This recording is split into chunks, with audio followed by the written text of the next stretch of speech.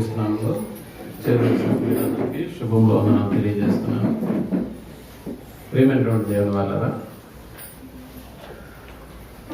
2020 సంవత్సరం దాటుకుని 2021వ సంవత్సరం 3వ దినంలోకి మనం ప్రవేశించాం.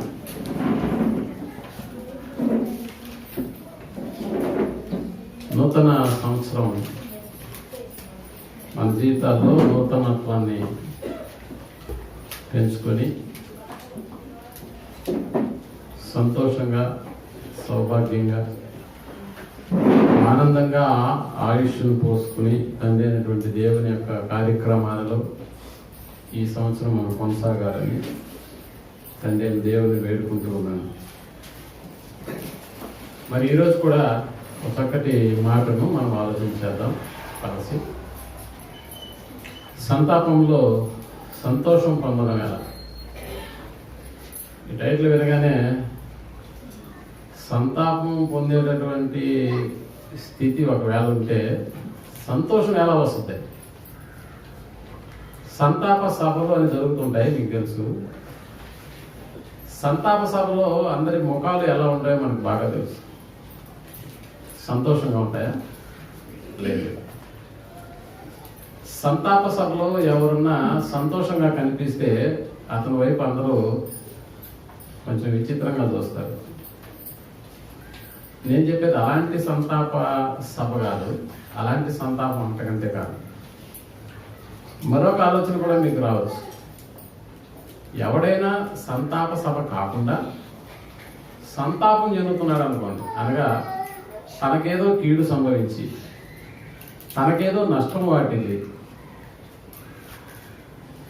కృంగి కుషించిపోతున్నటువంటి ఒక స్థితి అతని జీవితంలో మనకి కనిపించినప్పుడు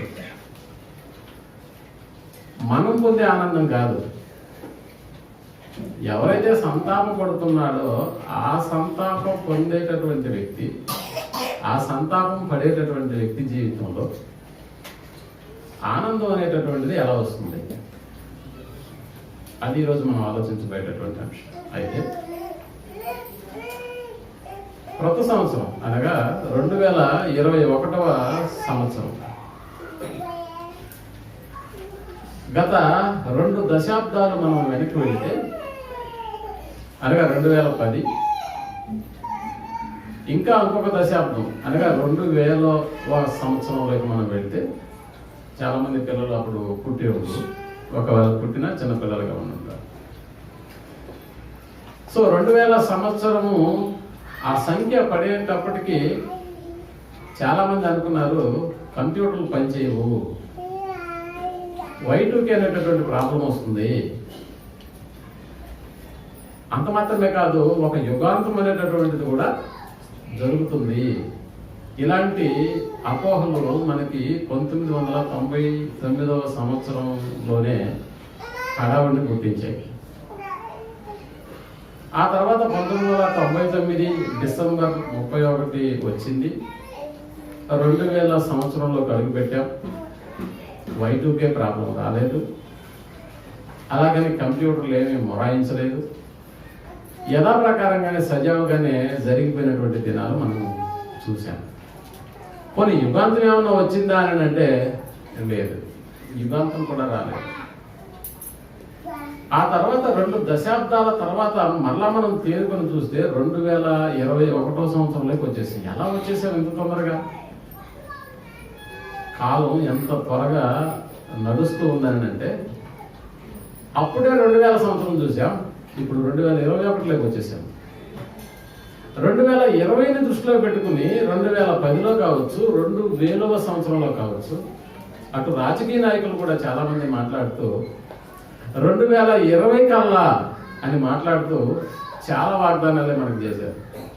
2020లో చాలా చక్కగా 2020 నాటికి ఒక ఆంధ్రప్రదేశ్, ఒక సింగపూర్ లాగా మారిపోతుంది. విన్నారా? కొత్తగా చెప్తున్నాను. విజన్ 2020. విజన్ 2020 అనేటటువంటి ఈ పేరు మీకు బాగా వినిపించింది 2 దశాబ్దాలకు ముందు. అయితే ప్రియమైనటువంటి వాళ్ళరా, ఇప్పుడు 2020 కూడా వచ్చేసింది.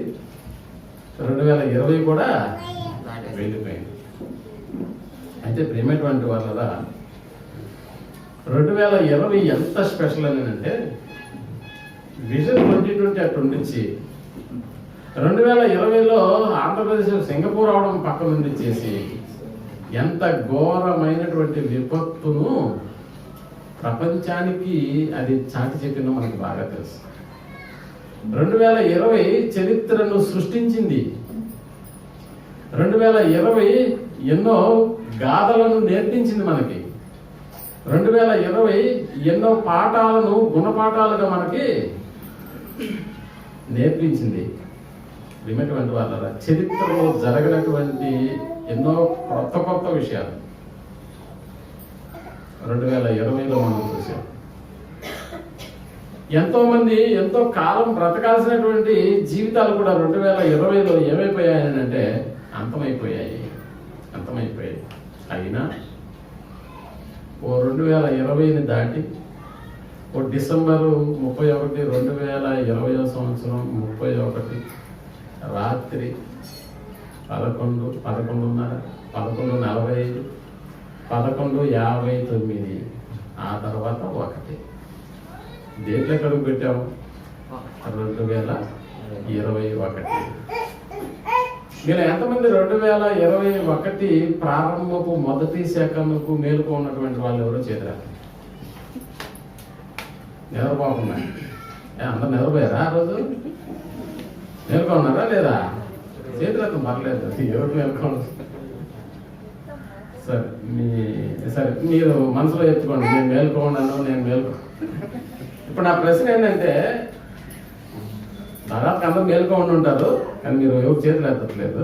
సరే ఏది ఏమైనా కూడా నేను ఒక సంగతిని చెప్పడానికి మీకు అలా ఇస్తున్నాను. ఏంటి ఆ సంగతి అంటే 2020 డిసెంబర్ 31 రాత్రి 11:59 దాటిన తర్వాత అక్కడక్కడ అవుట్ల శబ్దాలు వినిపించాయి నాకు. అదే కదా, చాలా మంది మతాలు కాల్చారు, టపాసులు పేల్చారు. ఇప్పుడు మీరు ఆలోచించండి, ఆ 1వ సెకండ్లోకి ప్రవేశించిన తర్వాత మీకు నిజంగా జ్ఞాపకం వచ్చింది ఎవరు? ఒక్కసారి మీ మనస్సాక్షిని దృష్టిలో పెట్టుకొని ఎవరికి మీరు శుభాకాంక్షలు చెప్పడానికి ట్రై చేశారు? సెల్ ఫోన్ ఎక్కడుందో ఎత్తుక్కున్నారా? ఆ సెల్ ఫోన్ కానివ్వండి, లేకపోతే మీ దగ్గర ఉన్నటువంటి వాళ్ళు కానివ్వండి, మీరు ఆ పరిస్థితుల్లో ఎక్కడున్నారో నాకు తెలియదు. ఎందుకంటే మనం ఆ రోజు ఇక్కడ ఏమీ జరపలేదు, ఎవరిని రావద్దన్నాం కాబట్టి నాకైతే తెలియదు. ఎవరు జ్ఞాపకం వచ్చారు మొట్టమొదటిగా? ఎవరికి మీరు విశేషాలు చెప్పారు? ఒకసారి ఎవరికి? దేవునికి. అందుకే నేను చెప్పి మనస్సాక్షిని యాడ్ చేసుకోమని చెప్తున్నాను. సో నిజంగా ఆ రోజు మొట్టమొదటి సెకండ్లో ఎవరికి జ్ఞాపకం వచ్చారు? ఎవరికి మీరు జ్ఞాపకం తెచ్చుకున్నారు విషయం చెప్పడానికి, హ్యాపీ న్యూ ఇయర్ అని చెప్పడానికి? సెల్ ఫోన్లు దాదాపుగా నిజంగా ఆ గంటలో చాలా బిజీ అయిపోతాయి, మెసేజ్లు పోయి ఉండవు.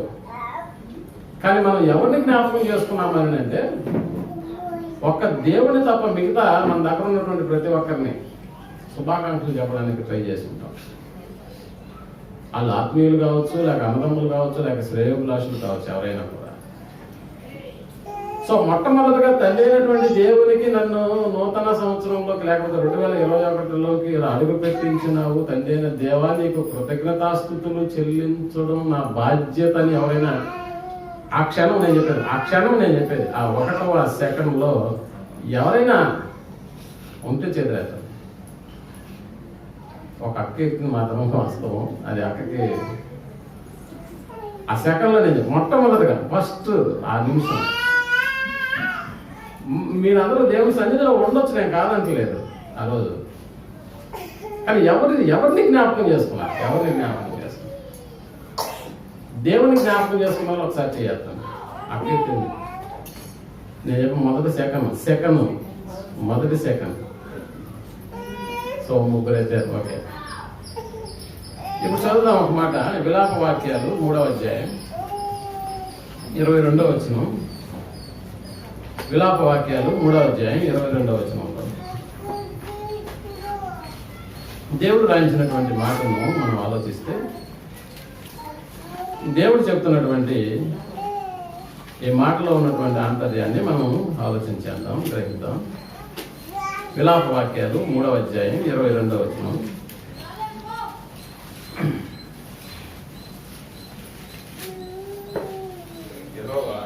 యెహోవా కృపగలవాడు, ఆయన వాత్సల్యత ఎడతెగక నిలుచున్నది కనుక మనము నిర్మూలము కాకున్న వారము అనుదినము నూతనముగా ఆయనకు వాత్సల్యత పుట్టుచున్నది. చూసారా, దేవుడు ఎలాంటి వాడంటే కృప కలిగినటువంటి వాడు. యెహోవా కృప కలిగినటువంటి వాడు. ఆయన వాత్సల్యత ఎడతెగక నిలుచున్నది కనుక మనము నిర్మూలము కాకుండా ఉండిపోయాము. నిర్మూలమైన వాళ్ళ సంగతిని మనం పక్కన పెడితే 2020లో ఇంకా మనల్ని 2021కి ఎందుకు చేర్చాడు? బ్రతుకున్నటువంటి ఈ కారణము, దీని వెనుకాల ఉన్నటువంటి దేవుని యొక్క స్థితిని మనం ఆలోచిస్తే, ఆయన కృప కలిగినటువంటి వాడు కాబట్టి, ఆయన కృప కలిగినటువంటి దేవుడు కాబట్టి మనము ఎలా ఉన్నాము ఇంకా అని అంటే నిర్మూలము కాకుండా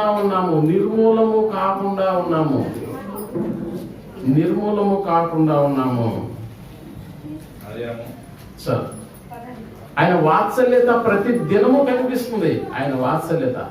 ఆయన కృప ప్రతి దినము కనిపిస్తుంది. నిర్మూలము కాకుండా చేసినటువంటి ఆయన ప్రేమ, నిర్మూలము కాకుండా చేసినటువంటి ఆయన వాత్సల్యత ఎడతెగక నిలుచుతూ ఉన్నది అన్నాడు. ఎడతెగక నిలుచుతూ ఉన్నది.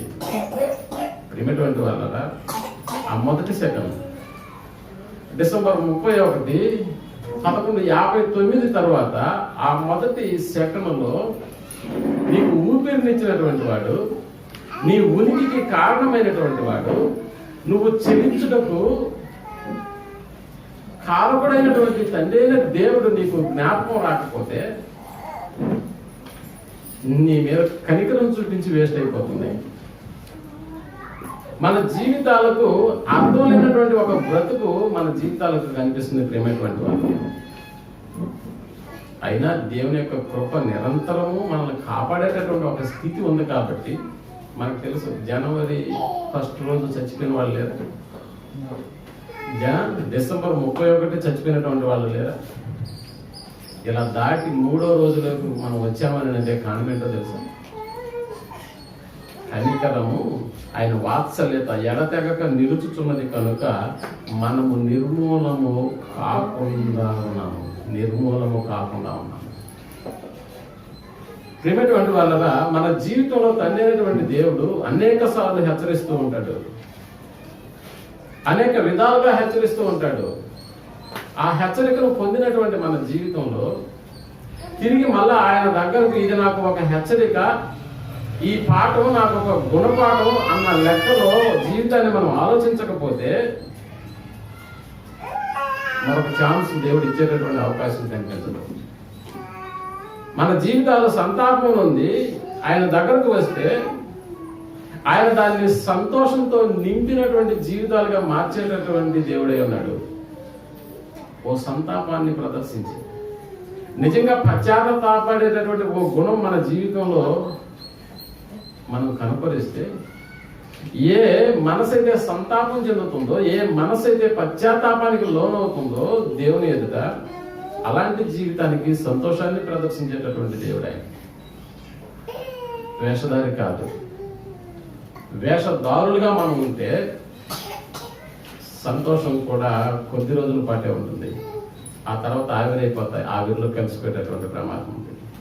ప్రియమైనటువంటి వాళ్ళరా, తండ్రి అయినటువంటి దేవుడు తనకు దూరమైనటువంటి వారిని మరలా తన పక్కన తన హక్కును చేర్చుకునేదానికి ఎప్పుడు కూడా సిద్ధంగా ఉంటాడన్న సంగతిని మనం జ్ఞాపకం చేసుకోవాలి. నిజమే, ఆ మొదటి సెకండ్ నీకు ఆయన జ్ఞాపకం రాకపోవచ్చేమో, కానీ మొదటి సెకండ్లో నువ్వు ఇంకెవరికో శుభాకాంక్షలు చెప్పి ఉండొచ్చు, మొదటి సెకండ్లో నువ్వు ఎవరికో హ్యాపీ న్యూ ఇయర్ చెప్పి ఉండొచ్చు, కానీ 3 రోజుల తర్వాత కూడా మనం ఇంకా బ్రతుకున్నామని అంటే నిజంగా ఆయన కనికరము నిరంతరము నిలిచేటటువంటి ఒక స్థితి మనలో ఉందంటే ఆ మొదటి సెకండ్లో తప్పిపోయినటువంటి వారమే అయితే ఆ తప్పిపోయినటువంటి స్థితిని మనం గుర్తెరిగి నిజంగా సంతాపపడితే సంతోషాన్ని మన జీవితంలో నింపడానికి ఎప్పుడు కూడా తండ్రి అయినటువంటి దేవుడు సిద్ధంగా ఉన్నాడు. అందుకని ప్రియమైనటువంటి వాళ్ళ సంతాపం నొందినటువంటి జీవితానికి నిజంగా సంతోషం రావాలని అంటే ఏం చేయాలి? అందుకనే చేయదగినది. సంతాపం నొందిన ప్రతి జీవితానికి సంతోషం ఇవ్వడానికి దేవుడు సిద్ధంగా ఉన్నాడు. నా పాయింట్ అర్థం చేసుకోవాలి. సంతాపం నొందిన ప్రతి జీవితానికి దేవుడు సంతోషంతో నింపడానికి సిద్ధంగా ఉన్నాడు. అయితే మనం చేయవలసింది కూడా కొంత ఉంది.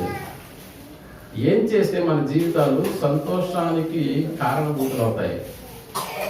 ఏం చేస్తే మన జీవితాలు సంతోషంగా దేవుడు ఉంచడానికి ఇష్టపడతాడని అంటే అందుకనే సామెతల గ్రంథం 28వ అధ్యాయం 13వ వచనాన్ని మనం ఆలోచించగలిగాం. సామెతల గ్రంథం 23వ అధ్యాయం 13వ వచనాన్ని మనం ఆలోచించగలిగితే దేవుడు చక్కటి మాటలు జ్ఞాని అయినటువంటి సొలొమోను గారి ద్వారా రాసినటువంటి మాటలు మనం జ్ఞాపకం చేసుకోవాలి. 28-13వ వచనాన్ని మనం చదువుతున్నాం. మీ బాలులను శిక్షించుట మానుకొనుము, మానుకొనకము. 28 అతిక్రమం దాచిపెట్టేవాడు 28-13 నీతిమంతులకు జయం కలుగుట 28-13 అతిక్రమములను దాచిపెట్టేవాడు వర్ధిల్లడు. అతిక్రమములను దాచిపెట్టువాడు వర్ధిల్లడు. అతిక్రమములను దాచిపెట్టువాడు వర్ధిల్లడు. వాటిని ఒప్పుకొని విడిచిపెట్టువాడు కనికరము పొందును. సూత్రాన్ని మీరు జాగ్రత్తగా ఆలోచన చేయాలి. అతిక్రమములను దాచిపెట్టువాడు వర్ధిల్లడు. వాటిని ఒప్పుకొని విడిచిపెట్టువాడు కనికరము పొందును. ఏమిటంటే దేవుని వల్ల అతిక్రమములంటే ఆజ్ఞను అతిక్రమించడం, పాపం. మనం చేసేటటువంటి పాపాలు ఇది చిన్నదిలే, ఇది పెద్దదిలే అనుకునేదానికి ఎంత మాత్రము వీలులే. అది చిన్నదైనా పెద్దదైనా పాపము పాపమే. అందువల్ల జరిగించేటటువంటి ప్రతి పాపము ఏం చేస్తుందని అంటే ఆజ్ఞను అతిక్రమించే విధంగా చేస్తుంది. కాబట్టి అతిక్రమములను దాచిపెట్టేటటువంటి వాడు వర్ధిల్లడు. మన జీవితంలో ఎప్పుడైతే మనం చేసినటువంటి అతిక్రమములకు లేక పాపములకు సంతాపం పొంది తండ్రి అయినటువంటి దేవుని ఎదుట వాటిని ఒప్పుకొనిన తరువాత వాటిని విడిచిపెట్టేటటువంటి కార్యక్రమం మన జీవితంలో జరగాలి. అప్పుడు మాత్రమే దేవుని కనికరము నిరంతరం మన మీద నిలుస్తుంది. అతిక్రమములను దాచిపెట్టకూడదు. నెంబర్ 1. అతిక్రమములను ఒప్పుకోవాలి. నెంబర్ 2. ఒప్పుకున్న అతిక్రమములను ఏం చేయాలి? విడిచిపెట్టాలి. అలా విడిచిపెట్టినటువంటి వాడు కనికరము పొందుతాడు. ఏమిటువంటి వాళ్ళరా ఇలా చేస్తే 2021వ సంవత్సరం కూడా మందే. దాదాపు ఎన్నో సంవత్సరాలు మేము ఇవి చేయకుండానే ఏమైపోయాయి మన జీవితంలో జరిగిపోయాయి కదండి. మళ్ళా ఫ్రెష్గా నువ్వు ఇచ్చేదేంటి? మళ్ళా యథాప్రకారమే మా జీవితాలు మేము కొనసాగించుకున్నా కూడా 2022లోకి మమ్మల్ని దేవుడు తీసుకెళ్తాడు కదా అన్న ఆలోచన ఒకవేళ నీకుంటే దాన్ని మార్చుకోవాలి. ఎందుకంటే అలాగే అనుకున్నారు గత సంవత్సరం హ్యాపీ న్యూ ఇయర్ చెప్పుకున్నటువంటి వాళ్ళు ఈ సంవత్సరం ఉన్నారా? లేదు. దేవుడు ఎప్పుడు ఎవరిని ఎలా చేయాలో తెలిసినటువంటి వ్యక్తి. అందుకని ప్రియమైనటువంటి వాళ్ళరా అన్ని సంవత్సరాల లాగానే నెక్స్ట్ 2022 కూడా నేను హ్యాపీ న్యూ ఇయర్ చెప్పేదానికి ఉంటానని నువ్వు ఒకవేళ అనుకుంటే అది పొరపాటు. అలా జరగకపోవచ్చేమో. అందుకనే పశ్చాత్తాపం లేకపోతే సంతాపం ఉండేటటువంటి ఓ స్థితి మన జీవితాల్లో ముఖ్యంగా మానవ జీవితాలలో అది కనిపించకపోతే సంతోషం అనేటటువంటి దానికి కూడా ఫుల్ స్టాప్ పెట్టవలసినటువంటి పరిస్థితి ఏర్పడుతుంది. అందుకనే ఎవరైతే సంతాపం నొందారో తన జీవితంలో సంతాపం నొందినటువంటి ఆ వ్యక్తికి సంతోషాన్ని దేవుడు ఎలా కలుగు చేశాడో లేఖనాల్లోకి వెళ్ళి మనం ఆలోచించగలిగితే ప్రారంభపు పురుషుడైనటువంటి ఆదాము సంగతి మనం జ్ఞాపకం చేసుకుంటే ఆదాము యొక్క పరిస్థితి కూడా ఇదే సూత్రానికి మనం వర్తింపజేస్తే అతిక్రమములను ఆదాము గారు ఏం చేశారు? దాచిపెట్టాడా లేదా? దాచిపెట్టాడా లేదా? ఆదాము నువ్వెక్కడున్నావని అన్నాడు. నువ్వెక్కడున్నావని అన్నప్పుడు గజ గజ వణికిపోయి దేని చోట్ల దాక్కున్నాడు వెళ్ళి? అంటే దాచిపెట్టే ఎక్కడో దాక్కున్నాడు వెళ్ళి. ఆదాము నువ్వు ఎక్కడున్నావు? ఇదిగో నేను దిగంబరినై ఓ చెట్టు సాగున దాక్కో. అంటే నేను తినవద్దన్న పండు నువ్వు తినేసావా? కొంప తీసి అదే చేసావా అన్నాడు దేవుడు. అంతే, కొంప తీయకుండానే ఆయన చేసిన కార్యక్రమం అదే. అసలు నువ్వు ముందుకురా. అసలు పండు తినొద్దని చెప్పినటువంటి నేను పండును ఎందుకు తిన్నావు అని ప్రశ్నించినటువంటి దేవుని మాటను ఒకసారి మనం లేఖనాల్లోకి వెళ్ళి జ్ఞాపకం చేసుకుంటే, అతిక్రమము చేసినటువంటిది ఆదాము తన జీవితంలో దాన్ని ఒప్పుకుంటే సరిపోయి ఉండేది. అంతే కదండి, ఒప్పుకుంటే సరిపోయి ఉండేది. అయ్యా ఏదో నువ్వు తినవద్దని చెప్పావు, నేను తినేశాను, తప్పు చేసేసాను అని దానిని దేవుని ముందు ఒప్పుకుంటే సరిపోండేది. వేరే రూట్లో ఉండేది బైబిల్ అంతా కూడా అలా చేసి ఉంటే. కానీ అలా జరగలేదు. అక్కడ ఏం జరిగింది ఆ రోజు ఒకసారి మనం వెళ్ళి ఆలోచించగలిగితే ఏం చెప్పినాడు ఆయన? ఆదాము చెప్పినటువంటి సమాధానం మనకు ఆది కాండంలో కనిపిస్తుంది. పండు తిన్నావా అని అన్నప్పుడు నీవు నాకు ఇచ్చినటువంటి నాతో ఉండుటకు వచనం చెప్పినాడు. నీవు నాతో ఉండుటకు 3:12 అందుకైనా నీవు దిగంబరివని నీకు తెలిపిన వాడెవడు? నీవు తినకూడదని నేను నీకు ఆజ్ఞాపించిన వృక్ష ఫలములను తింటివా అని అడిగిన. అందుకు ఆదాము నాతో ఉండుటకు నీవు నాకు ఇచ్చిన ఈ స్త్రీయే ఆ వృక్ష ఫలములను కొన్ని నాకియ్యగా నేను తిన్నాను. ఎవరి మీదకు నెడుతున్నాడు? అతిక్రమము చేసింది ఒక తప్పు అయితే దానిని ఒప్పుకోకుండా ఎవరి మీదకు నెడుతున్నాడు తెలుసా? అప్పుడప్పుడు పాస్టర్లు మమ్మల్ని అప్పుడు వివాహం చేసేదానికి పిలుస్తున్నారు. ఈ వివాహం అంతా అయిపోతుంది, ఆ తర్వాత సజావుగా కాపురాలు జరిగితే పర్లేదు. ఆ తర్వాత తేడా వచ్చింది అనుకోండి, పెళ్లిళ్ళు అయిన తర్వాత మొట్టమొదటిగా తిట్టుకునేది ఎవరిని? పెళ్లి చేసేటువంటి వాడిని. చాలా మంది ఎవరో మాకు ఫోన్లు చేసి, అన్న మా ఇంట్లో పలానా అబ్బాయి ఉన్నాడు, మా ఇంట్లో పలానా అమ్మాయి ఉంది, మీరు అన్ని దగ్గరకు తిరుగుతుంటారు కదా, మాకు కూడా ఏదో ఒక మంచి సంబంధం ఉంటే చూడండి అని అంటారు. ఎందుకు? తిట్టించుకునేదానికి. సో ఇప్పుడు ఎవరి మీదకి నెట్టేస్తున్నాడో చూడండి. నీవు నాతో ఉండుటకు నీవు ఇచ్చినటువంటి ఈ స్త్రీయే ఆ వృక్ష ఫలములను కొని నాకు ఇయ్యగా నేను తిన్నాను. అంటే అమ్మాయిని ఇచ్చింది ఎవరు? అమ్మాయిని చేసింది ఎవరు? దేవుడే. అమ్మాయిని ఇచ్చింది దేవుడే, అమ్మాయిని చూసింది దేవుడే, అమ్మాయిని చేసింది దేవుడే. చేసి చూసి ఆయనకి ఇస్తే ఆమె పండు తీసుకెళ్ళి ఆయనకి ఇచ్చేసి ఆయన తినేసినాడు. సరే, ఇంతకీ అమ్మాయి ఏం చేస్తుందని అమ్మాయి దగ్గరకు వస్తే ఏమ్మా అని అంటే ఆమె కూడా ఏం చెప్తుంది? ఏదో తిన్నానులే ప్రభువా, తప్పు అయిపోయింది, నేను తినడం మాత్రమే కాక నా భర్తకి ఇచ్చేసాను, అది కూడా తప్పు అయిపోయింది, ఈ ఒక్కసారి మనం క్షమించేసి అంటే వేరుగా ఉండేది. కానీ ఆమె కూడా ఎటు తిరిగేసి ఎక్కడ చేసింది చూడండి. సర్పము నన్ను మోసగిచ్చింది, సర్పము నన్ను మోసపుచ్చింది. ఇది తిన్నానని కాకుండా సర్పము నన్ను మోసపుచ్చింది. అంటే ఇప్పుడు సర్పాన్ని చేసింది ఎవరో కూడా మళ్ళీ దేవుడు ఏం చేయాలి? లెక్క చూసుకోవాలా? అంటే అటు తిరిగి ఇటు తిరిగి ఎటు తిరిగినా కూడా ఎవరి మీదకి వచ్చేసింది తప్పు? చూసారా ప్రేమటువంటి వాళ్ళరా?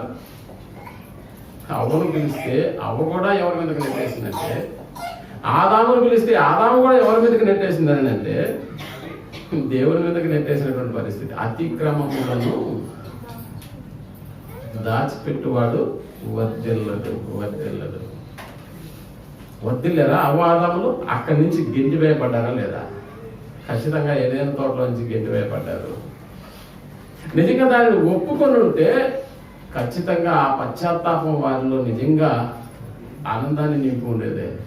కానీ ఆనందానికి బదులు వారి జీవితం అల్లకల్లోలంగా మారిపోయింది. అందుకనే యోబు గారు కూడా అదే ఆదాము గురించి మాట్లాడుతూ యోబు గ్రంథం 31వ అధ్యాయం 33, 34 వచనాలను మనం ఆలోచిస్తే, యోబు గ్రంథము 31వ అధ్యాయం 33, 34 వచనాలను మనం ఆలోచిస్తే యోబు గారు చెబుతున్నటువంటి మాట మనకి చాలా స్పష్టంగా ఆదాము విషయంలో ఆయన ఏం చేశాడు అది నేను చేయట్లేదు అన్నట్లుగా చెప్తున్నాడు. చూడండి 31. ఆదాము చేసినట్లు నా దోషములను దాచిపెట్టుకుని మహాసమూహములకు భయపడి కుటుంబముల తిరస్కారములకు జడిసి నేను మౌనముగా ఉండి ద్వారము దాటి బయలు వెళ్ళక రొమ్ములో నా పాపమును కప్పుకొని ఎడలా రొమ్ములో నా పాపములను నేను కప్పుకొని ఎడలా పరమననున్న దేవుని దృష్టికి నేను వేషధారినవుదును.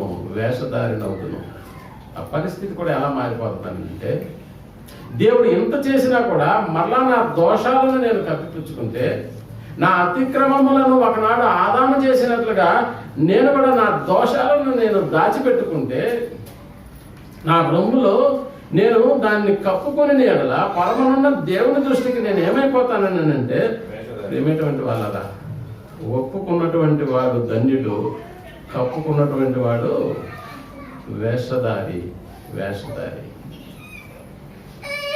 దేవుని యొక్క దృష్టిలో యోబు గారు తన జీవితాన్ని ఎలా మలుచుకొని మాట్లాడుతున్నాడో మనం ఆలోచిస్తే, నాకు వచ్చినటువంటి ఈ జబ్బు విషయంలో కావచ్చు, నేను పోగొట్టుకున్న యావదాస్తి విషయంలో కావచ్చు, దేవుని దృష్టికి నేను ఎల్లప్పుడూ ఎలా ఉంటున్నాను అంటే, ఒకనాడు ఆదాము చేసినట్లు నా దోషములను నేను కప్పుకునేటటువంటి స్థితి నాలో లేదు అని మాట్లాడుతున్నాడు. అందుకని ప్రియమైనటువంటి వాళ్ళరా, ఆదాము దోషం చేసినట్లు నా బ్రతుకు దోషాల్లో లేదు. ఒకవేళ నేను వాటిని నా రొమ్ములో నేను కప్పుకొని ఎడల, నా పాపములను కప్పుకొని ఎడల పరమందున్న తండ్రి అయినటువంటి దేవుని దృష్టికి నేను ఏమైపోతానంటే వేషధారిగా మిగిలిపోతాను.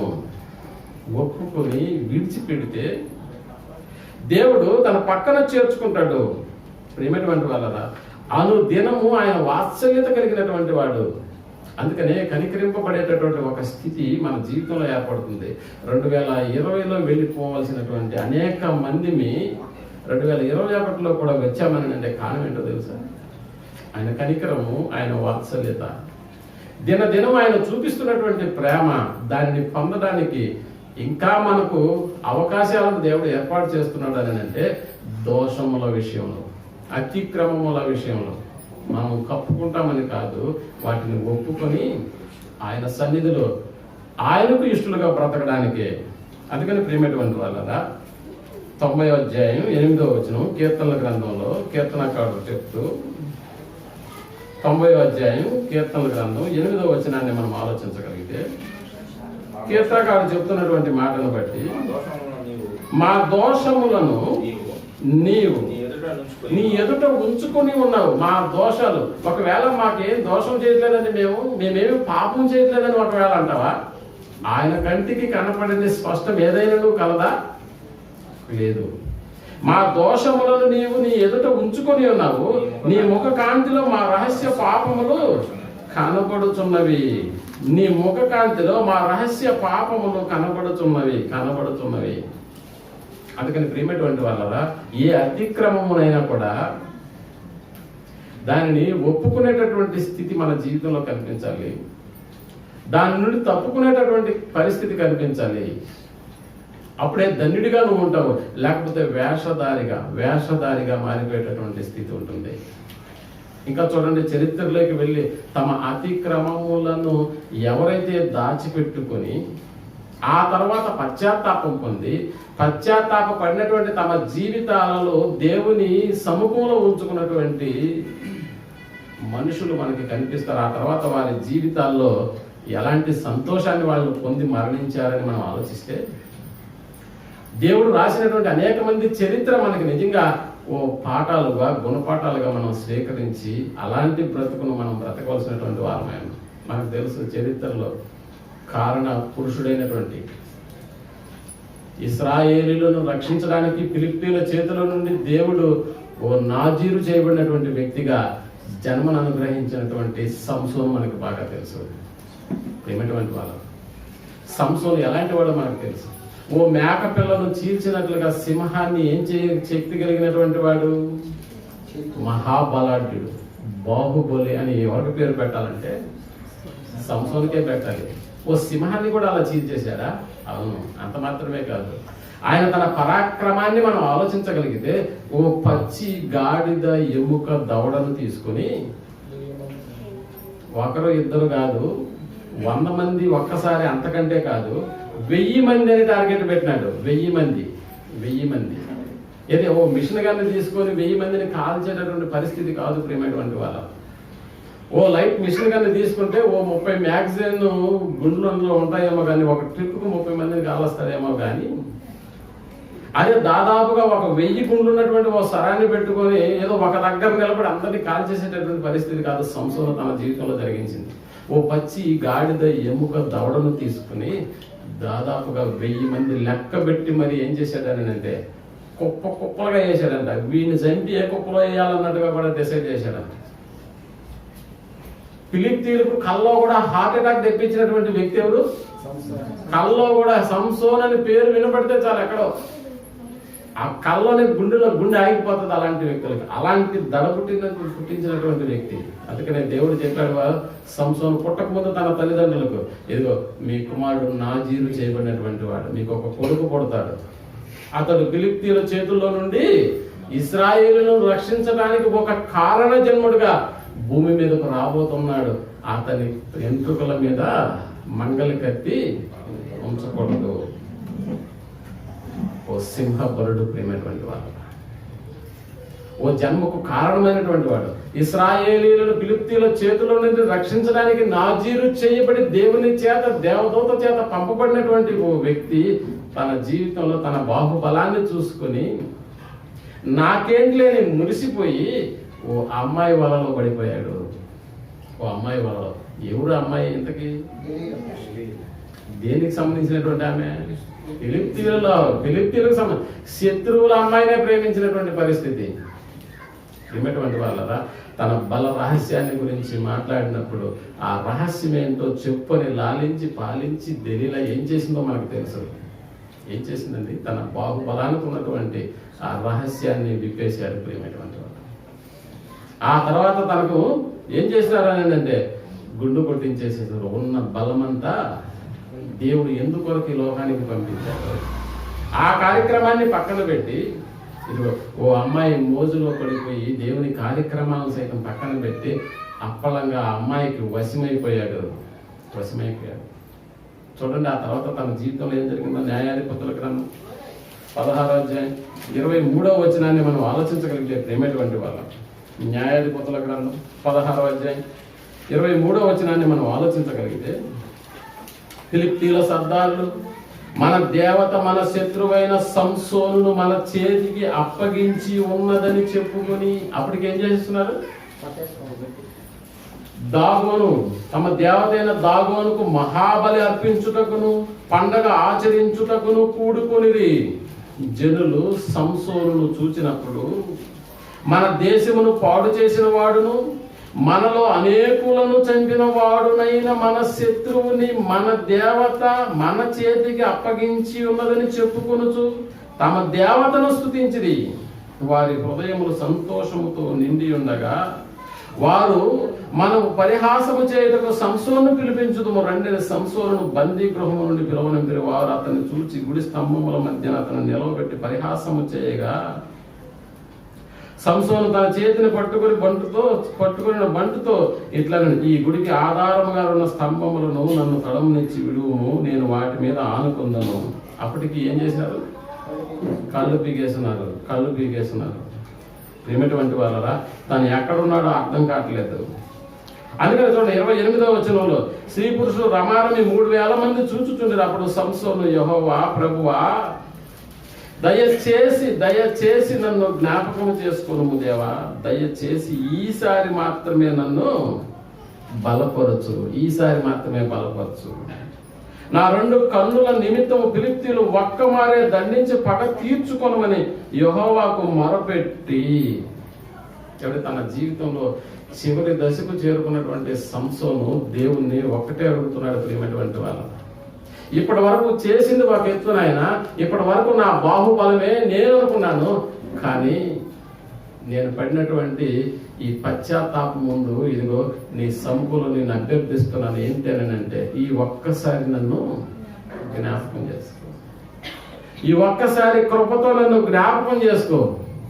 ఇది ఏదో విర్రవిగి చెప్తున్నటువంటి మాట కాదు ప్రియమైనటువంటి వాళ్ళు. తన జీవితంలో పొందినటువంటి పశ్చాత్తాపం అతనికి ఆ మాటలో మనకి కనిపిస్తుంది. అందుకనే దేవుడు ఒక చిన్న ఛాన్స్ ఇచ్చినట్లుగా మనకు తెలుస్తుంది. చూడండి ఏం చేశాడు. నా 2 కన్నుల నిమిత్తం ఫిలిష్తీయులను ఒక్కమారే దండించి పగ తీర్చుకొనని మన యెహోవాకు మొరపెట్టి ఆ గుడికి ఆధారముగా ఉన్న 2 మధ్య స్తంభములలో ఒక దానిని కుడి చేతను ఒక దానిని ఎడమ చేతను పట్టుకుని నేను ఫిలిష్తీయులను చనిపోదుముగాక అని చెప్పి బలముతో వంగినప్పుడు ఆ గుడి ఆ సర్దారుల మీదను దానిలో జనులందరి మీదను పడిన మరణ కాలమున అతడు చంపిన వారి శవముల లెక్క జీవిత కాలమందడు చంపిన వారి లెక్క కంటే సంతాపం పొందినప్పుడు దేవుడు అనుగ్రహించి అతని హక్కును చేర్చుకుని ఎంత టార్గెట్ ఫైనల్ గా ఇచ్చాడని అంటే నిజంగా అతను బతికున్నప్పుడు అంతమందిని చంపలేడేమో. ఫిలిష్తీయులను చంపడానికే దేవుడు పంపించినప్పుడు ఫిలిష్తీయుల లెక్క తాను చనిపోయేటప్పుడు ఎక్కువగా ఉందంట. చాలా మంది మనకు తెలుసు మానవ బాంబులని తగిలించుకొని ప్రజల మధ్యకు వెళ్ళిపోయి తాను ఎక్కువ మందిని చంపితే అంత గొప్ప దేవునికి సేవ చేసినట్లుగా భావిస్తున్నటువంటి పరిస్థితులు మనకి కనిపిస్తున్నాయి కదా. ఓ రాజీవ్ గాంధీ గారు కూడా అలానే చనిపోయినటువంటి స్థితి. అంటే తాను పోతూ ఎంత ఎక్కువ మందిని తీసుకెళ్తే అంత దేవునికి సేవ చేస్తున్నానని మురిసిపోయేటటువంటి దినాలు ఇవి. కానీ దేవుడు పంపించినటువంటి కారణం ఫిలిష్తీయులను చంపమనే. నిజంగా దేవుడు ఆ సంసోనుకు మిగిలిన కాలం ఇచ్చినా కూడా అంతమందిని చంపుండడేమో. కానీ సంసోను ఆలోచన చేశాడు, లేదు నా జీవితంలో నేను చాలా తప్పు చేశాను. అందుకని సంతాపం నొందాడు ప్రేమైనటువంటి వాళ్ళరా. సంతాపం నొందినటువంటి సంసోనుకు అవకాశం ఇచ్చాడు. అంతకుముందు చంపినటువంటి వారి లెక్క కంటే ఆ రోజు చంపినటువంటి వారి లెక్క ఎక్కువ. అందుకని ఇప్పటికీ కూడా మనం ఆలోచన చేస్తే సంసోను గారిని గురించి దేవుడు ఎక్కడ రాయించాడు ఆ తర్వాత కాలాల్లో ఏంటంటే హెబ్రీల గ్రంథంలో మనకి 11వ అధ్యాయం 33వ వచనంలో మనకు కనిపిస్తుంది. విశ్వాసుల జాబితాలో ఓ సంసోను పేరు కూడా మనకి కనిపిస్తున్నానని అంటే కనిపిస్తుంది ప్రేమైనటువంటి వాళ్ళ. ఏం చేశాడు? సంతాపం ఉందాడు, సంతోషంలో చేరిపోయాడు. సంతాపం నొందినటువంటి తన బ్రతుకును ఓ సంతోషంగా మార్చుకున్నటువంటి ఒక స్థితి సంసోను గారి జీవితంలో మనకి కనిపిస్తుంది. ఆ తర్వాత మనకి తెలిసి వచ్చినటువంటి వ్యక్తి దావీదు గారు. దావీదు గారు కూడా ఏం చేశారు?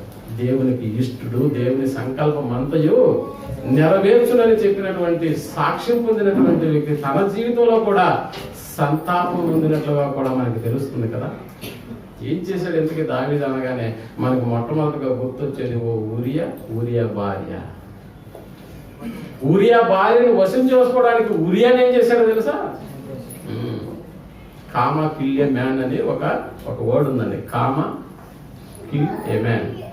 ఒక కామ మనిషిని చంపేసింది.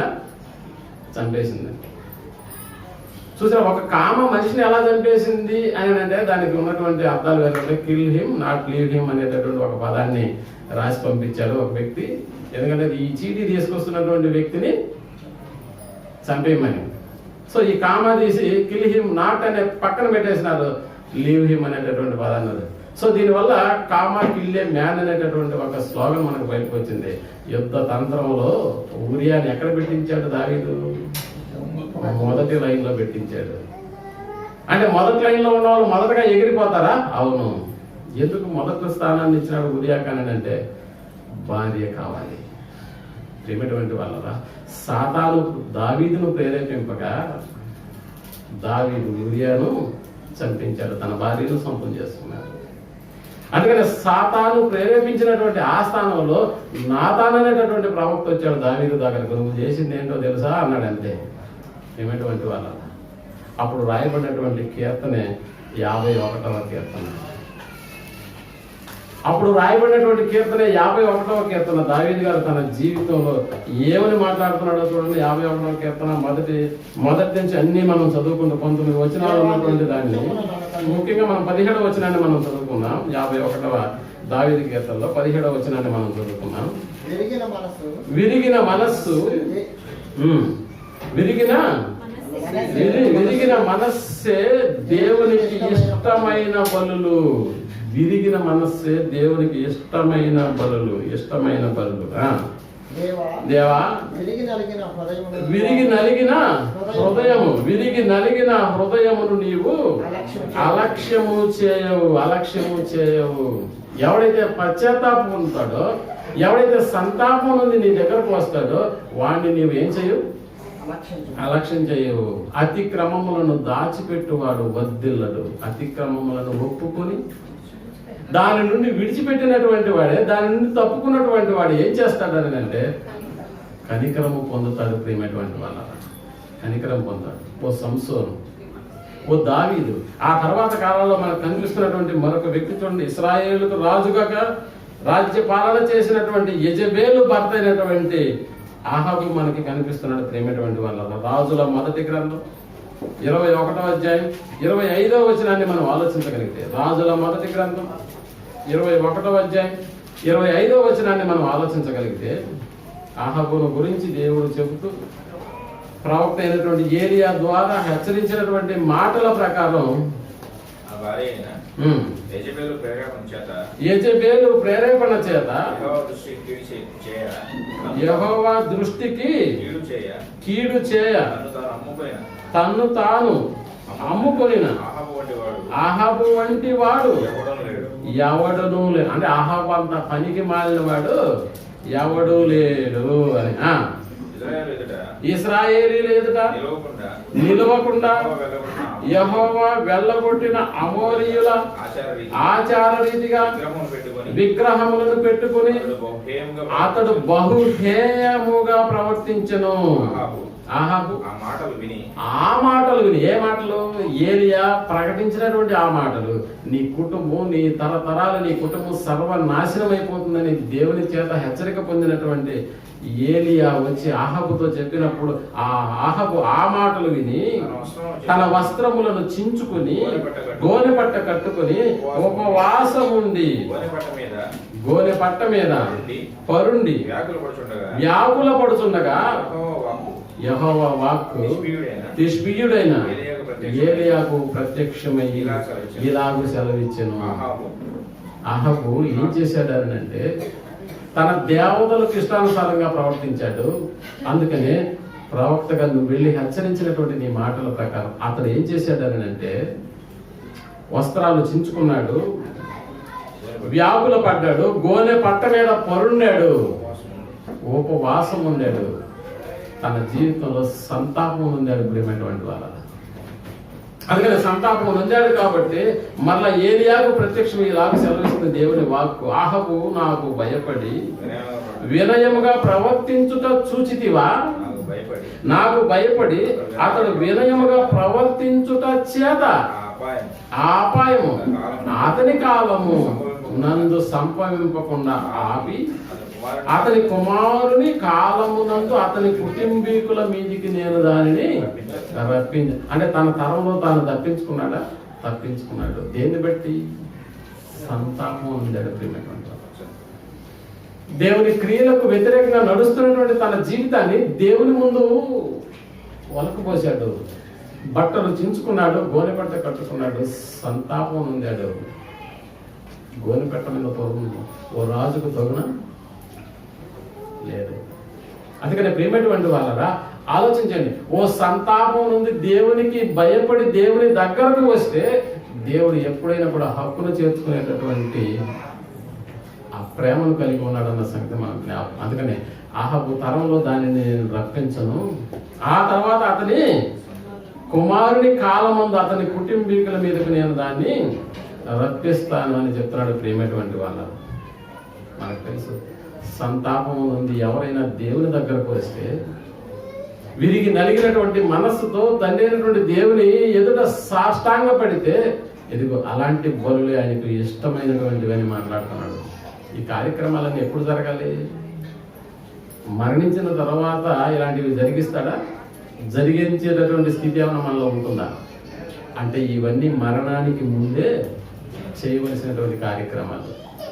మరణం మనల్ని ఇంకా ఆవహించకుండా ఉన్నప్పుడు, మరణం మనల్ని పలకరించకుండా ఉన్నప్పుడే దేవుని సముఖంలో మనం చేసినటువంటి అతిక్రమముల నిమిత్తము వాటిని దాచిపెట్టకుండా దానిని ఒప్పుకొని విడిచిపెట్టేటటువంటి ఒక స్థితి మనలో ఉన్నప్పుడు నూతన సంవత్సరం నీదే అవుతుంది ప్రియమైనటువంటి వారు. ఆ తర్వాత కాలాల్లో నినివే పట్టణాన్ని గురించి మనం విన్నాం కదా. నినివే ప్రజలు ఏమన్నా ఇశ్రాయేలు అంటే కాదు, వారు అశ్షూరీయులైనటువంటి వాళ్ళు ఎంత ఘోరమైనటువంటి జనము మనకి బాగా తెలుసు. ఎందుకు యోనా పట్టణానికి వెళ్ళనన్నాడు? వాళ్ళ అరాచకం అంతా ఇంత కాదయ్యా, అసలు నన్ను చంపడానికే నువ్వు అక్కడికి పంపిస్తావా అన్నట్లుగా దేవుని సముఖం నుంచి నినివే పట్టణానికి వెళ్లకుండా తర్షీషుకు వెళ్ళేటటువంటి వాడనెక్కినటువంటి ఘనత మన యోనా గారికి దక్కింది. ఎందుకు? వాళ్ళు సామాన్యులు కాదు. నీ వాక్యం వినగానే నీకు భయపడిపోతారా? లేదు, అలా చెప్పినటువంటి నన్ను చంపేస్తారు. ప్రియమైనటువంటి వాళ్ళరా, యోనా గారిని మళ్ళా దేవుడు అక్కడికి రప్పించినటువంటి విధానం మనకు తెలిసిందే. యోనా గ్రంథాన్ని మనం చదివితే ఆ తర్వాత ఆ నినివే పట్టణస్థుల స్థితిని మనం ఆలోచిస్తే, ఒక దినమంత ప్రయాణంలో యోనా గారు ఆ పట్టణం అంతా తిరిగి దేవుని మాటలు ప్రకటన చేసినప్పుడు 40 దినాలలో ఈ పట్టణం అంతా ఏమైపోతుంది? దేవుని అగ్ని గుండములతో ఇది కాల్చబడుతుందని హెచ్చరిక చేస్తూ తిరిగిన తర్వాత సామాన్యుడి నుండి రాజు సైతం ఎలా మారిపోయారో చూడండి. ఆ స్థితిని మనం ఆలోచిస్తే యోనా గ్రంథం 3వ అధ్యాయం చివరి వచనాన్ని మనం ఆలోచించగలిగితే ప్రేమటువంటి వారు, యోనా గ్రంథం 3వ అధ్యాయం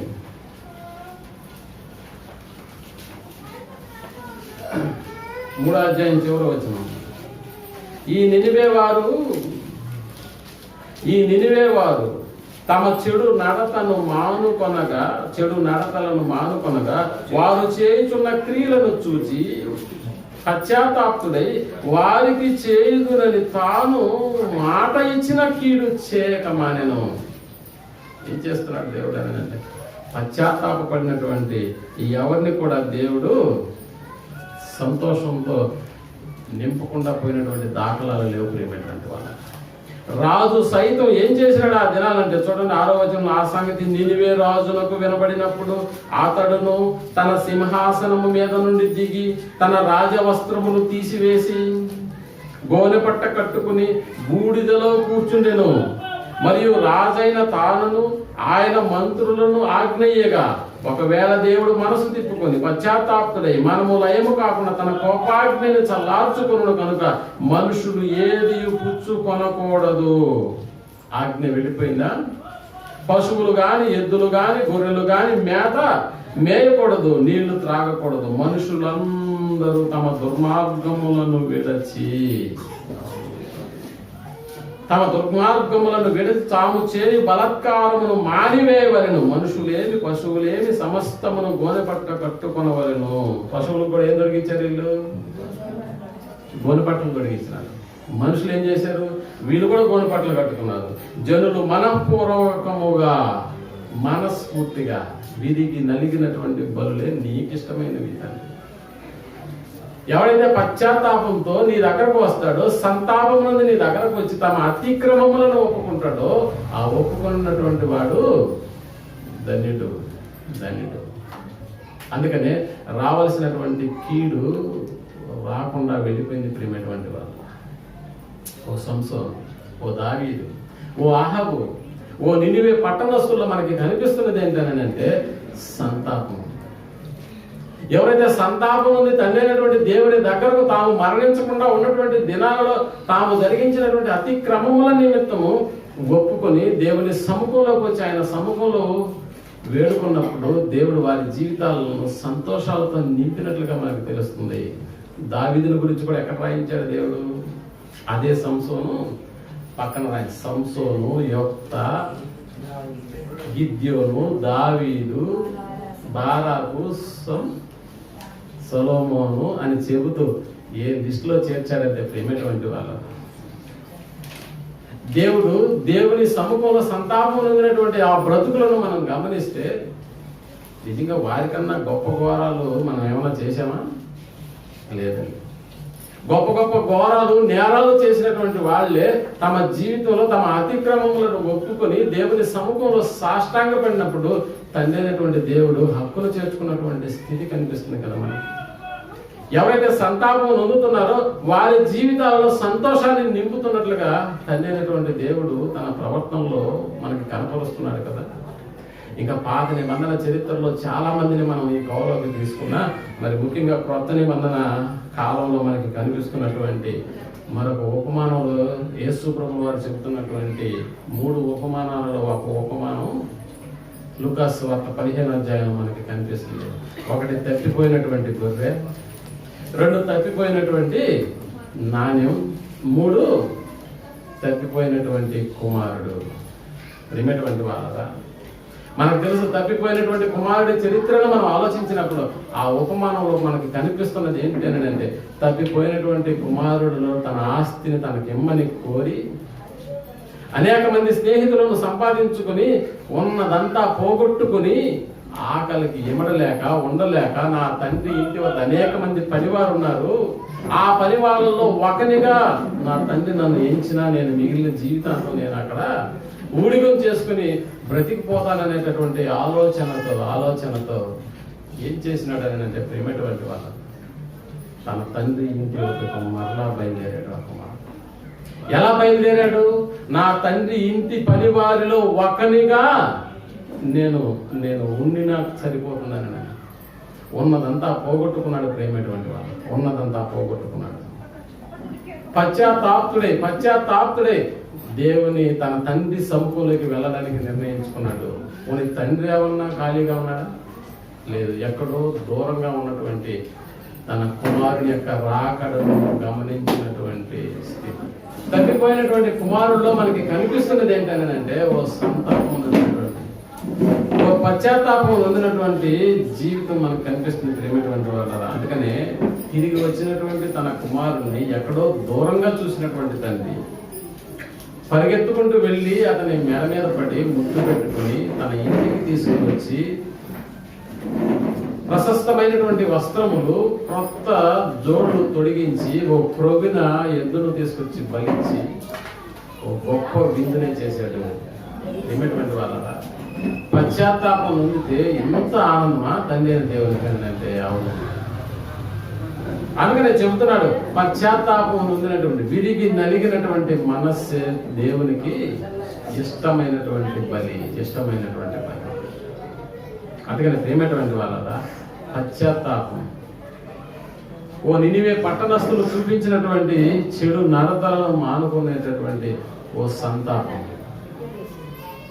ఓ దావీదు, ఓ సంసోను, ఓ ఆహాబు, వీరి జీవితాల్లో మనకి కనిపిస్తున్నది ఏంటి అని అంటే, సంతాపం పొందినటువంటి జీవితాలు. అందుకే వారి జీవితాలను సంతోషం వైపు మళ్లించాడు ప్రియమైనటువంటి. అందుకే ఆ తర్వాత మనకి కనిపిస్తున్నటువంటి ఉపమానంలో ఉన్నటువంటి ఒక సౌకర్యం, నిజ జీవితంలో జీవితాన్ని కొనసాగిస్తున్నటువంటి మరొక సౌకర్యం. ఉపమానంలో ఉన్నటువంటి సౌకర్యం ఏం చేస్తున్నాడు అని అంటే, అదే లూకాసు వార్త మనకి 18వ అధ్యాయం 9 నుంచి 14 వరకు చదివితే, ఉపమానంలో ఉన్న సుంకరి పరిసయ్యుడు ఇద్దరు ప్రార్థన చేయడానికి దేవాలయానికి వెళ్ళినప్పుడు సుంకరి ఎక్కడో దూరంగా నిలబడి దేవుని ప్రార్థిస్తున్నాడు. అయ్యా, అదిగో నీ వైపు నేను కన్నులెత్తి చూసి ప్రార్థన చేయడానికి కూడా నాకు అర్హత లేదు అని. అందుకనే ఓ నీతిమంతుడిగా తీర్చబడి తన ఇంటికి వెళ్ళిపోయాడు ప్రేమటువంటి వాళ్ళ. నిజ జీవితంలో సుంకరైనటువంటి పొట్టి జక్కయ్య స్థితిని మనం ఆలోచిస్తే, ఎక్కడో యేసు ప్రభుల వారి గురించి విన్నటువంటి ఈ జక్కయ్య ఆయన్ను చూడాలనేటటువంటి ఆశతో మేడి చెట్టు ఎక్కి కూర్చున్నాడు. అందుకనే యేసు అదే త్రోవలో వెళుతూ, జక్కయ్య దిగిరా, నేడు నేను నీ ఇంట ఉండవలసి ఉన్నది. సుంకర్ల పరిస్థితి ఏంటో మనకి బాగా తెలుసు. నిజానికి జక్కయ్య ఎవరని, సుంకపు గుత్తదారుడు. సుంకర్లు కూడా ఒకనాడు యోహాన్ దగ్గరకు వచ్చి మేమేం చేయాలి అని యోహాన్ గారిని ప్రశ్నించినప్పుడు ఏం చెప్తున్నాడు యోహాన్ గారు?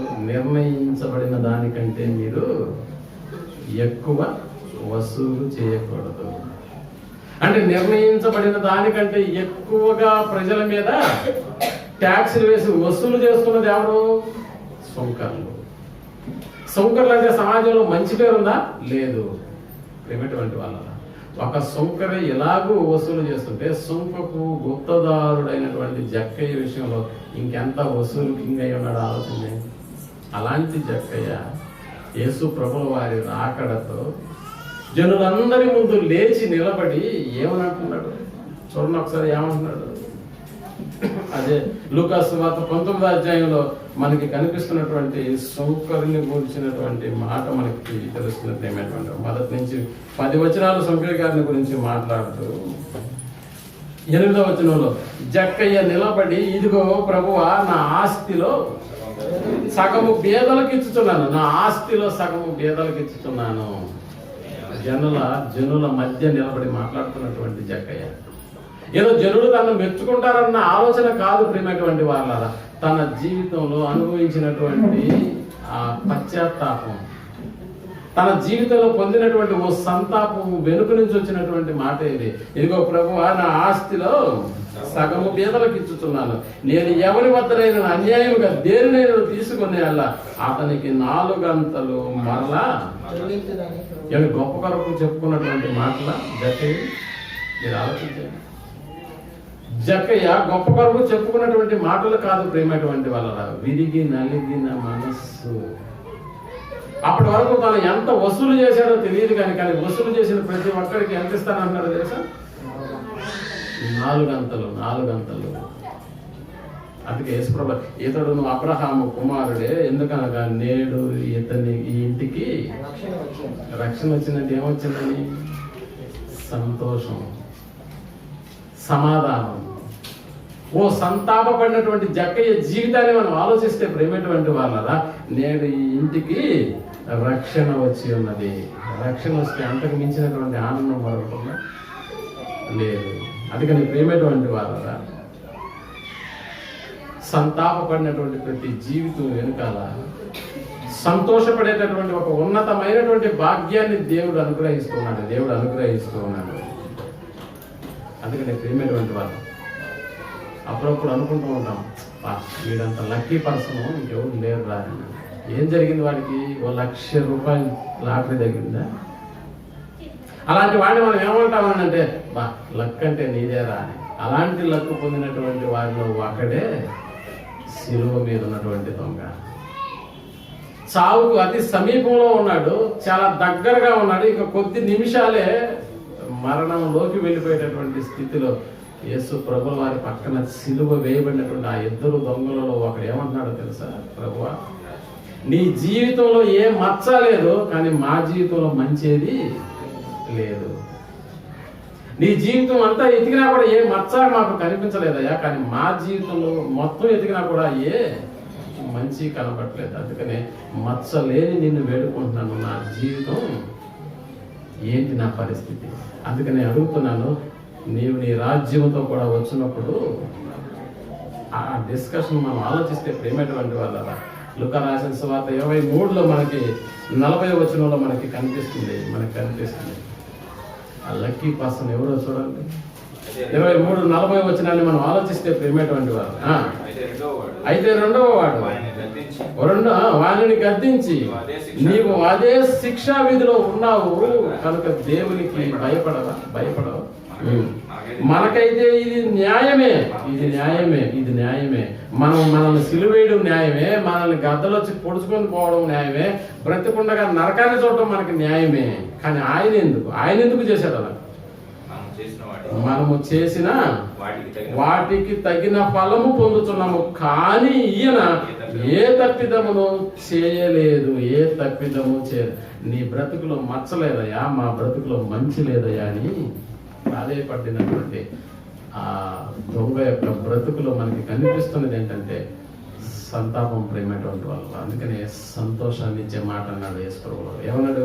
నేడు నీవు నాతో కూడా ఎక్కడ ఉంటావు? పరదేశి. క్షమాపణ. తన జీవితానికి ఓ సంతోషాన్ని నింపినటువంటి స్థితి. చివరి నిమిషంలో ఓ ఉన్నతమైనటువంటి లోకానికి సొంతదారుడు, హక్కుదారుడుగా మారిపోయాడు. ఎటువంటి వాళ్ళ ఆలోచిస్తే సంతాపం అనేది మన జీవితంలో జరిగినప్పుడే సంతోషం నిజంగా మన ఇంటికి చేరుతుంది. చూసారా? ఇంకా నిన్ను ఎవరు విడిచినా కూడా ప్రభువా ఇది నీకు దూరం అవును గాక.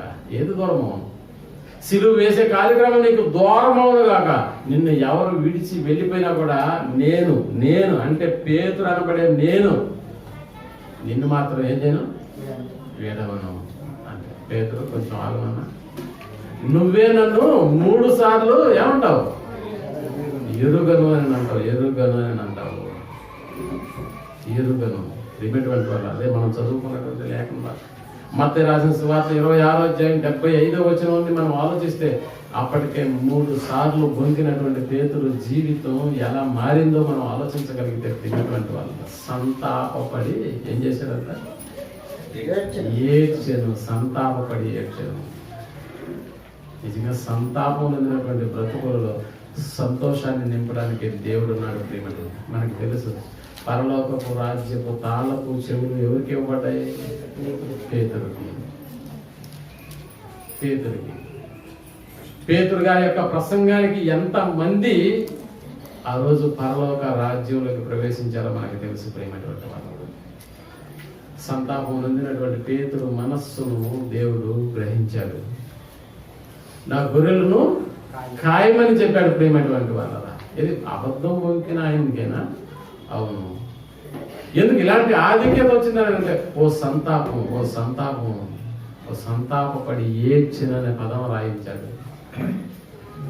ఆ తర్వాత కాలంలో పేతురు ఎప్పుడు కోడి కూసినా కూడా నిద్ర, కోడి కోతకు మనం నిద్ర లేస్తాం, కానీ కోడి కూస్తే పేతురు గారు ఏం చేసేవాడంట, ఏడుస్తూనే ఉండేవాడు. అరే ప్రభువు చెప్పినా కూడా నేను ఇలాంటి కార్యక్రమం చేశాను. సంతాపం తన జీవితం ఒక సంతోష దిశగా మార్చుకున్నాడు. ప్రేమటువంటి వాళ్ళ పేతురు గారు. అందుకే సంతాపపడి వెళ్ళాడు, సంతాపపడి ఏడ్చాడు. అదే ఆ తర్వాత కోవలో సంతాపపడినటువంటి వాళ్ళ లిస్టు మనకి కనిపిస్తుంది. పేతురు ప్రసంగానికి అపోస్తల కార్యం 2వ అధ్యాయం 37వ వచనంలో మనకి కనిపిస్తున్నటువంటి జనుల సంఖ్యను మనం ఆలోచిస్తే ప్రియమైనటువంటి వాళ్ళ, ఇదిగో సిలువ వేయబడినటువంటి ఆ కేకలు ఆ రోజు గెలిచాయి. ఆ కేకలు వేసినటువంటి వాళ్ళు ఎవరో కాదు, యేసు ప్రభువు సిలువ వేసినటువంటి వాళ్ళే. అందుకనే పేతురు ప్రసంగం ముగించిన తర్వాత అయ్యలారా ఏమవుతున్నట్లు, మేమేం చేయాలి ఇప్పుడు, హృదయంలో 37వ వచనం 2వ అధ్యాయం 37 వారు ఈ మాటలు విని హృదయంలో నొచ్చుకుని సహోదరులారా మేమేమి చేతుమని హృదయంలో నొచ్చుకొని. నంబర్ ఉందా? 1 కింద ఏముంది? పొడవబడి హృదయంలో నొచ్చుకొని మేమేమి చేయాలి. ఏమటువంటి వాళ్ళ ఆ ప్రజల స్థితిని మనం ఆలోచిస్తే సంతాపం చెందినటువంటి పరిస్థితి మనకు కనిపిస్తుంది. ఇప్పుడు మమ్మల్ని ఏం చేయమంటారని అడుగుతున్నారు. పేతురు చెప్తున్నాడు, మేమేమి చేతుమని పేతురును కడమ అపోస్తలులను అడుగగా చెప్తున్నాడు మార్కు. మీరు సంతాపం పొందారు కదా, మీ జీవితాల్లో సంతోషం నింపబడాలని అంటే మీరు మారు మనస్సు పొంది పాప క్షమాపణ నిమిత్తం ప్రతి వాడు యేసుక్రీస్తు నామమున బాప్తిస్మము పొందుడి అంటున్నాడు. ఏమిటువంటి వాళ్ళు ఓ సంతాపపడేటటువంటి స్థితి మన జీవితాల్లో ఎప్పుడున్నా కూడా సంతోషాన్ని నింపడానికి దేవుడు సిద్ధంగా ఉన్నాడు. మనకు తెలుసు, పాపులలో ప్రధానుడు అన్నాడు. ఎవరు? పౌలు. పాపులలో ప్రధానుడు. పాపులందరూ రండి వరుసగా అంటే ముందు ఎవరు నిలబడతారు? వెళ్ళి పాపులలో ప్రధానుడు, ఘోర పాపాలు చేసినటువంటి నన్నే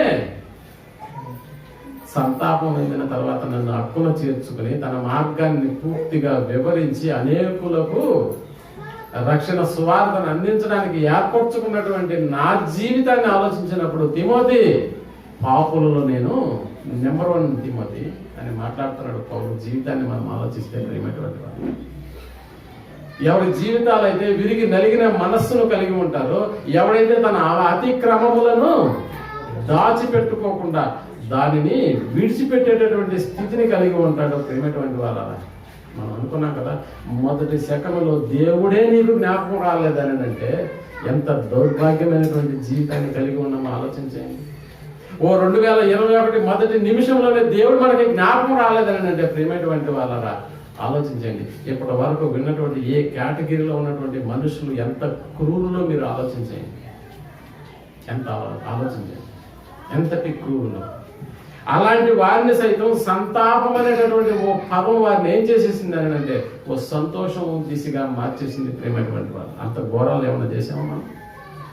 లేదు. అంత ఘోరాలు చేసినటువంటి వారిలోనే సంతాపాన్ని వాళ్ళు ప్రదర్శించినప్పుడు దేవుని ఎదుట ఆ సంతాపం నిజమైందైనప్పుడు వారి జీవితాల్లో సంతోషాన్ని నింపినటువంటి తండ్రి అయిన దేవుడు ఈరోజు నీకు నాకు ఒక అవకాశం ఇస్తున్నాడు. అదే 2021 సంవత్సరం. అతిక్రమములను దాచిపెట్టుకుంటావో, అతిక్రమములను ఒప్పుకుని వాటిని విడిచిపెడతావో, మన జీవితం అంటూ ఉంటే ఆ జీవితంలో దేవుడే నెంబర్ 1 స్థానాన్ని ఆక్రమించకపోతే,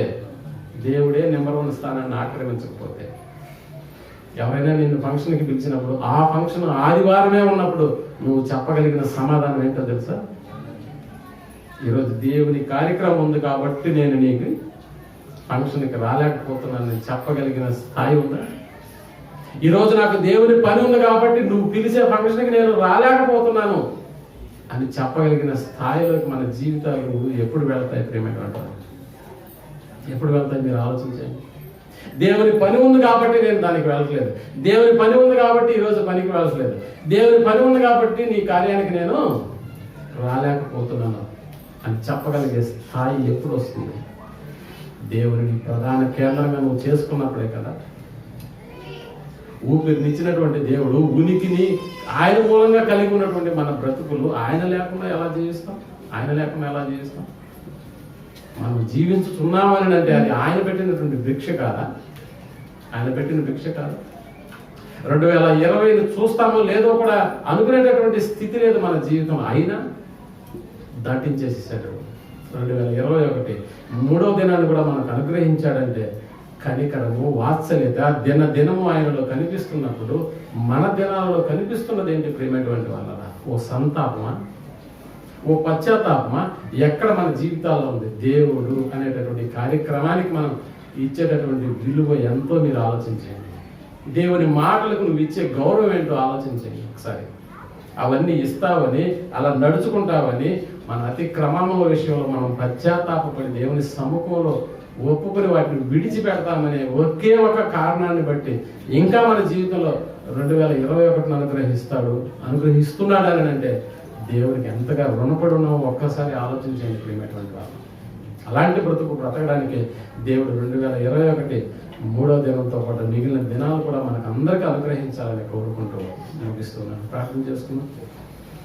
దయగలిగినటువంటి మా కన్న తండ్రి, మీ కృపలో బాగుంటారు. మీరు అనుగ్రహించినటువంటి మహా దినాన్ని బట్టి, మీ కుమారుని దినాన్ని బట్టి మేము గణపరిచేటటువంటి భాగ్యులకు మమ్మల్ని తీసుకొచ్చి మీ ప్రేమను బట్టి నీకు వందనాలు. సంతాపం అనేటటువంటి మా జీవితాల్లో మేము పొందకపోతే, సంతోషాన్ని మా జీవితంలో నింపేటటువంటి స్థితిలో మీరు లేరు. అతిక్రమం దాచిపెట్టుకుని వాటిని ఒప్పుకోకుండా, వాటి నుంచి తప్పుకోకుండా మా జీవితాలు ఇంకా కొనసాగుతూ ఉంటే మీరు చూస్తూ ఉండరు. వేషధారులుగా మా బ్రతుకుని ఇంకా మేము కొనసాగిస్తూ ఉంటే నన్ను నీతిమంతులుగా మీరు తీర్చేటటువంటి అవకాశం ఉండదు. కనికరించి కాపాడుతున్నటువంటి మీ ప్రేమను బట్టి, వాత్సల్యాన్ని చూపుతున్న ప్రతి దినాన్ని బట్టి మీకు ఎంతో రుణపడినటువంటి బ్రతుకులను బ్రతికేటటువంటి స్థితిలో మేము కలిగి ఉన్నాను. మీకు మొదటి స్థానాన్ని మా హృదయంలో సంపూర్ణమైనటువంటి మొదటి స్థానాన్ని మీకు ఇవ్వకుండా మా బ్రతుకుల్లో ఇంకా మేము అనేకమైనటువంటి వాటిని మీ స్థానంలో ఉంచుకొని ఎన్నోసార్లు మీకు అన్యాయం చేసినటువంటి స్థితులు మాకు కనిపిస్తున్నాయి. మీరు అనుగ్రహించినటువంటి ఈ సంవత్సరం కూడా మా జీవితాలు అలాగే జరిగిస్తాయి. మేము నష్టపోతామన్న సంగతిని మేము ఈనాడు మీ వాక్యపు హెచ్చరికల ద్వారా మేము హెచ్చరింపబడినటువంటి వారిని రాబోయేటటువంటి ప్రతి దినం మీ కార్యక్రమం ఉన్న ప్రతిసారి వాటిని మేము జరిగించి మా జీవితాల్లో ఉన్నతమైనటువంటి స్థితిని, అంత మాత్రమే కాకుండా పశ్చాత్తాపడినటువంటి మా జీవితాల్లో సంతోషాన్ని నింపగలిగేటటువంటి మీ ప్రేమను మేము సరిచూచినట్టుగా సహాయం చేయమని కోరుకుంటూ చేరువచ్చిన బిడ్డలందరినీ బట్టి మరొకసారి జ్ఞాపకంలోకి తెచ్చుకోమని ఈ ప్రార్థనను మా రక్షకుడైనటువంటి యేసు నామములో ప్రార్థించి అడిగి వేడుకుంటున్నాం తండ్రి.